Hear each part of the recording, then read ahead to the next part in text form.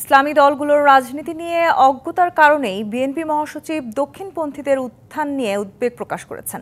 এমনটাই দাবি খেলাফত মজলিসের মহাসচিব ডক্টর আহমদ আব্দুল কাদেরের।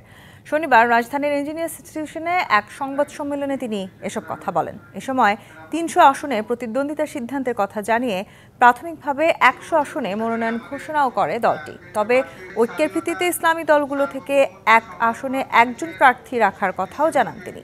এছাড়া ৫ আগস্টের মধ্যে জুলাই সনদ এবং ১৫ ফেব্রুয়ারির মধ্যে নির্বাচনের সুনির্দিষ্ট তারিখ ঘোষণার দাবি জানিয়েছে দলটি।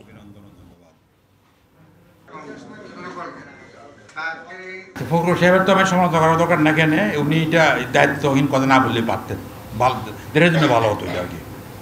উনি আমাদেরকে গড়ে আঁকাইতে দক্ষিণপন্থী বলে আঁকাইতে করছেন। দক্ষিণপন্থীর বামপন্থী পার্থক্য বুঝতে পারেন না, এটা হলো দুর্বলতা। 15 ফেব্রুয়ারি 2026-এর মধ্যে ত্রয়োদশ জাতীয় সংসদ নির্বাচনের সুনির্দিষ্ট তারিখ ঘোষণা করতে হবে।